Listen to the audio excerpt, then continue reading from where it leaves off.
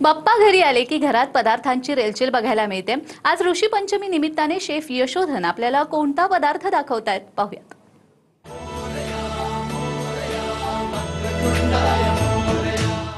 नमस्कार, नैवेद्य स्पेशल मध्ये मी जानवी सावंत आपल्या सर्वांचं स्वागत करते। आज ऋषी पंचमी आहे आणि ऋषी पंचमीच्या निमित्ताने आपण एक खास पदार्थ पाहणार आहोत आणि तो आपल्याला दाखवण्यासाठी आपल्या सोबत आहेत शेफ यशोधन देशमुख। यशोधन, तुमचं खूप खूप स्वागत आहे। नमस्कार। आज ऋषी पंचमी आहे, त्यानिमित्ताने काय पदार्थ तुम्ही बनवणार आहात? नक्कीच ऋषी पंचमी म्हटलं की आपल्या डोळ्यासमोर येतात त्या श्रावणातल्या वेलवर्गीय भाज्या। मग या भाजीची जी वैशिष्ट्य आहेत किंवा जे गुणधर्म आहेत ते लहान मुलांना आपल्याला द्यायचे आहेत, याच्यासाठी आपण या भाज्यांचं कटलेट बनवणार आहोत। अरे वा, म्हणजे लहान मुलं इझिली खाऊ शकतात। नक्कीच। चला तर मग तयारी करूया। चला तर मग सुरुवात करूया। येस, आपण सगळी तयारी करून घेतलेली आहे। हो। ऋषीच्या भाजीला लागणारे वेगवेगळ्या भाज्या, कंदमुळं आणि शेंगदाणे अशी सगळी तयारी केलेली आहे। कुठल्याही रेसिपीची सणासुदीच्या सुरुवात म्हणजे गोवर्धन घी। अगदीच। चला तर मग सर्वप्रथम आपण शुद्ध गाईच्या दुधापासून बनलेलं गोवर्धन घी प्रत्येक रेसिपीची जान आहे। अगदीच। यात आपण गोवर्धन तूप वापरतोय जे गाईच्या शुद्ध दुधापासून बनलेलं आहे, त्यामुळे यंदाचा गणेशोत्सव गोवर्धन तूप सोबत साजरा करा। सर्वप्रथम गरम झालेलं आहे, आता आपण यात फोडणी घालणार। अतिशय मिनिमम किंवा अतिशय छोटीशी फोडणी या ऋषीच्या भाजीला आपण देत असतो। सर्वप्रथम थोडंसं जिरं तडतडायला लागलेलं आहे, त्याचबरोबर कढीपत्ता आणि थोडीशी हिरवी मिरची। हिरवी मिरची जशी आपल्याला आवडते आपल्या आवडीनुसार आपण, लहान मुलं शक्यतो थोडंसं कमी तिखट खातात। आणि ह्या फोडणी तडतडली की लगेचच आपण भाज्या घालणार आहोत। याचा जो सिक्वेन्स आहे तो फार महत्वाचा आहे। सर्वप्रथम कंदमुळं म्हणजेच अरबी, रताळं, त्याचबरोबर मक्याचे दाणे घेतोय आपण। शक्यतो ऋषीच्या भाजीमध्ये आपण कणीस कट करून घालत असतो, पण आपल्याला कटलेट बनवायचे म्हणून आपण इथे दाणे वापरतोय। त्याचबरोबर शेंगदाणे थोडेसे भिजवून घेतलेले आहेत आपण। फोडणीचा खरपूस वास मस्त यायला लागलाय।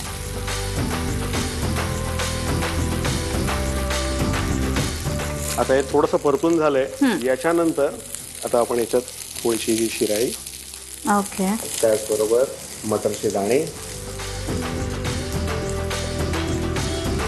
हा आंबट चुका, सगळे रंग आलेले आहेत, आणि थोडीशी आपण ही अळूची पानं सुद्धा घालणार आहोत।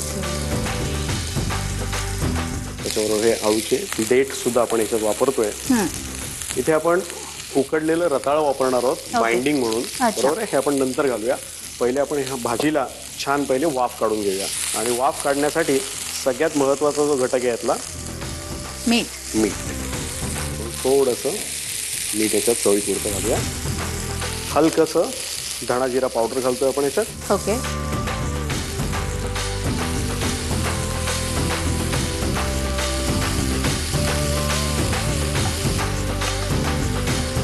खमंग वास सुटला बघ। अगदीच, तुपामुळे त्याला आणखी एक वेगळाच सुवास आलेला आहे। आता आपण याच्यावरती झाकण ठेवूया आणि मंद आचेवरती साधारणपणे 5 ते 6 मिनिटं सगळ्या भाज्या आपण वाफवून घेणार आहोत।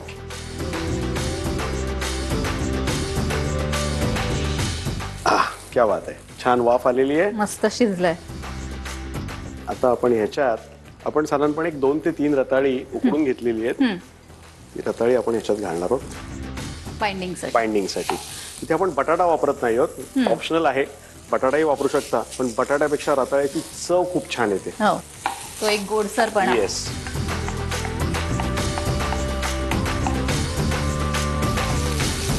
हे छान मिक्स झालेलं आहे। आता पुन्हा एकदा 1-2 मिनिटाची आपण वाफ काढूया, म्हणजे रताळ्यातलं जे पाणी आहे त्या पाण्यात ह्या सगळ्या भाज्यांचे फ्लेवर एकजीव होतील।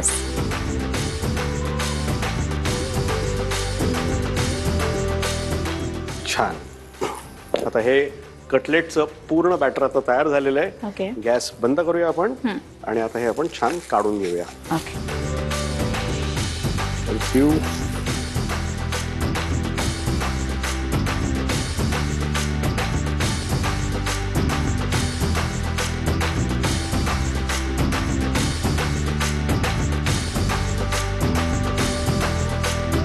तू बघू शकते सगळं तसं एकजीव एकजीव झालेलं झालेलं आहे. आहे. पण आता हे थोडंसं थंड करून आपण छान मळून घेऊया ओके. आणि याची कटलेट्स बनवूया. अगदी.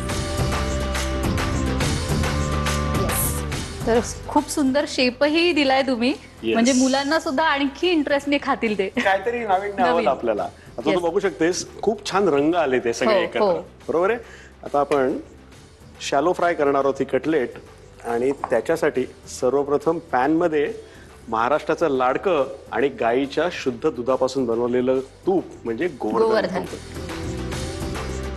याच्याने जो खरपूसपणा येईल त्याला आणि मुलांच्या आहारात तूप हे असलंच पाहिजे. येस. बरोबर. याला हा जो खरपूसपणा द्यायचा आहे आपल्याला त्याच्यासाठी आपण इथे ब्रेड क्रम्सचा वापर करणार आहोत. ओके. आणि हेल्दी पण आहे हे 100% मुलांसाठी. 100% हेल्दी आहे. असं तू बघू शकतेस. आता तू गंमत बघतेस का, हे तूप आपण छान गरम केलंय, हो. त्याच्या स्मोकिंग पॉइंट पर्यंत गरम केलंय, तरी सुद्धा त्याची विस्कॉसिटी बदलत नाही. सो त्याची रॅन्सिड होण्याची जी प्रक्रिया आहे ती तेवढी होत नाहीये. राईट. हे अतिशय चांगल्या तुपाचं लक्षण आहे. खरंय.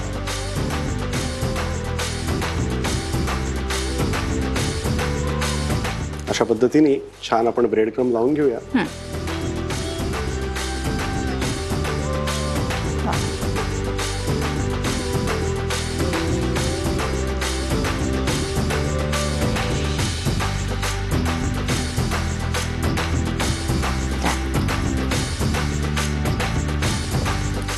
वरून छान आपण थोडंसं तूप.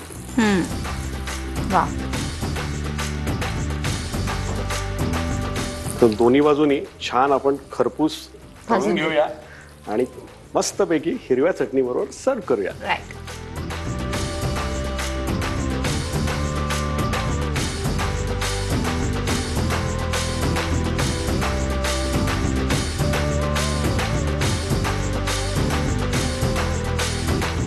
चला, ऋषी पंचमी निमित्त केलेली कटलेट तयार आहेत. अगदीच खूप सुंदर टेम्पटिंग दिसत आहेत. त्यामुळे मी तर खाऊन बघणार आहे आणि मैत्रिणींनो, ऋषी पंचमी निमित्त तुम्ही सुद्धा ही रेसिपी नक्की ट्राय करा. तुम्ही ही खूप सुंदर अशी रेसिपी आम्हाला दाखवली त्यासाठी गोवर्धन कडून तुम्हाला एक छोटीशी भेट धन्यवाद. आणि तुमचा गणेशोत्सव देखील मंगलमय हो. नक्कीच. धन्यवाद. आता वेळ झालेली आहे सोसायटी कडकदश चहा घेण्याची. चहा सोबत घेऊया एक छोटीशी विश्रांती. तुम्ही कुठेही जाऊ नका. पाहत रहा TV9 मराठी. बाप्पा मोरया.